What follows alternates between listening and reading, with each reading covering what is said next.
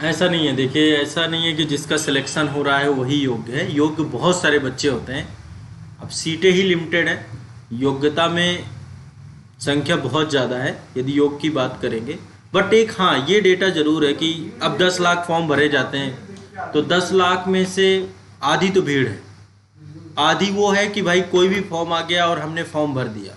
आपका कंपटीशन कितने लोगों के साथ है मैं बताऊं एग्जैक्ट, यदि आप देखो मैं एक रफली डेटा आपको देता हूं। आईएएस में और यूपीपीसीएस में, आईएएस में तो मतलब बहुत ज़्यादा कंपटीशन नहीं है, लोगों को लगता है।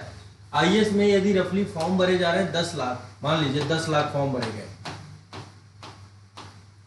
तो 10 लाख में 50% तो आपके एग्जाम हॉल पे जाते ही नहीं है, आधे तो यहीं से गायब हो जाते हैं आपके। तो आपका 5 लाख बच्चे एग्जामिनेशन हॉल पे जाते हैं। अब देखो नॉन सीरियसनेस से इसी से बचा जाता है। इसमें दोनों तरीके के बच्चे होते हैं, जो 5 लाख ड्रॉप आउट करते हैं, कुछ तो टोटली नॉन सीरियस होते हैं और कुछ ऐसे होते हैं जो कि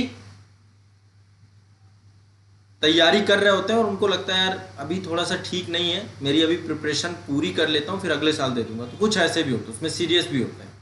टोटली मैं नहीं कह रहा हूँ कि सारे सीरियस, लेकिन इतने लोग नहीं जाते हैं। तो अब आपका 50% तो यही बचा।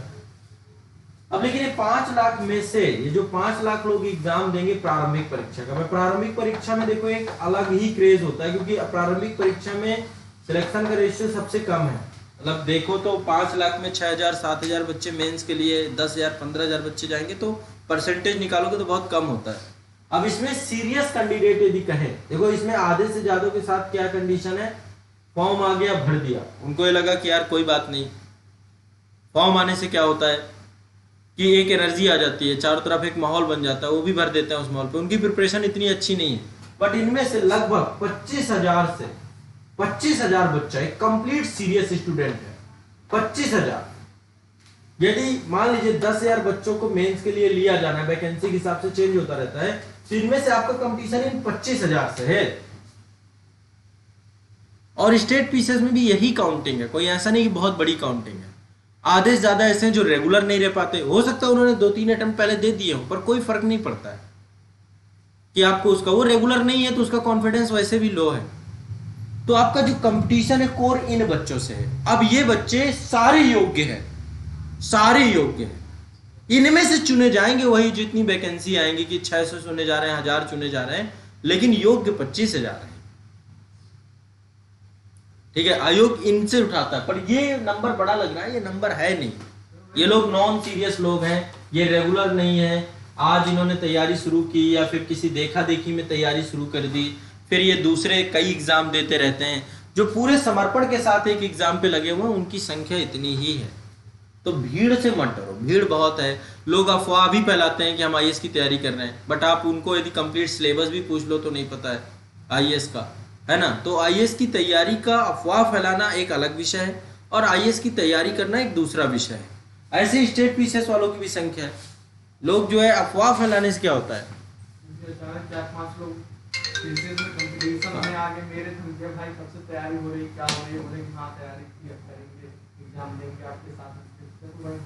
हाँ तो कोई बात नहीं, वो कोई विषय नहीं है। आप इतना ज़्यादा ये प्रभावित नहीं होना इन कभी चीज़ों से कि बहुत बड़े नंबर्स हैं, बहुत बड़े वो हैं।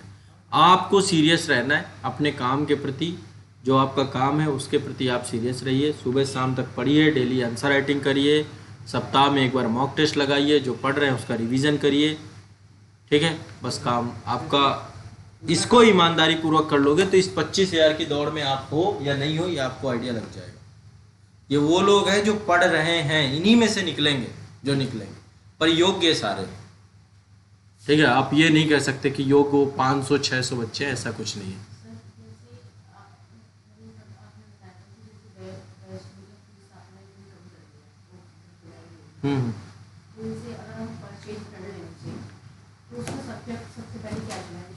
वो देखो, वो चीज़ें अभी हम डिस्कस करेंगे, वो चीज़ें बनेंगी, आप लोगों को ज़रूरत नहीं है कुछ भी करने की।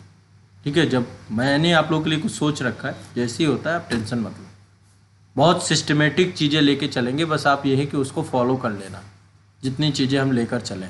अब ऑनलाइन के माध्यम से मैं आपको इतना विश्वास दिलाता हूँ कि जितना सिस्टमेटिक उसे बना के लेकर चलेंगे तो उतना 1 to 1 सारा फॉलो कर लिया, क्योंकि उसमें क्वेश्चन भी होंगे। एक टॉपिक मतलब ऐसे लेकर चलेंगे, एक टॉपिक क्लियर होगा आपका, उस टॉपिक को लेकर आप प्री के भी क्वेश्चन साथ में ही करोगे और उस टॉपिक को लेकर मेंस के क्वेश्चन भी साथ में करोगे। तो जब आपकी तीनों चीजें कनेक्ट हो जाएंगी, इंटरकनेक्ट हो जाएंगी, तो फिर आपको कुछ दिक्कत ही नहीं लेना है, आपको सोचना ही नहीं है। वो टॉपिक आपका 100% कंप्लीट हो गया। यदि आप साथ साथ ऐसे करते जाओ, मान लो मैंने ये टॉपिक पढ़ाया तो ये टॉपिक से जुड़े हुए क्वेश्चन भी साथ में कर लो, प्री के और मेंस के, तो आपका टॉपिक तो 100% क्लियर हो गया ना। पहले क्या किया, ये टॉपिक को मैंने पढ़ा दिया, फिर इसी को बुक से पढ़ लिया, रिवीजन हो गया आपका। इसी के बाद इसी टॉपिक एडिशनल इन्फॉर्मेशन भी कुछ मिल जाएगी आपको। इसके बाद इसी के प्री के क्वेश्चन लगा लिया, इसी के मेंस के क्वेश्चन एक दो आंसर राइटिंग कर लिया, तैयार हो गया आपका क्वेश्चन। तो ऐसा यदि पूरे सिलेबस में कर दें, पूरे सिलेबस में कितने टॉपिक, ज्यादा ज्यादा 1000 टॉपिक, मैं बहुत ज्यादा है बता रहा हूँ, ज्यादा से ज्यादा कर ले। तो यदि हम पूरे सिलेबस को उठा लें कि भाई history, polity, geography, economy, ethics और जितना भी सिलेबस है आयोग का वो पूरा उठा लें, तो कितने टॉपिक, तो घबराने की जरूरत नहीं है।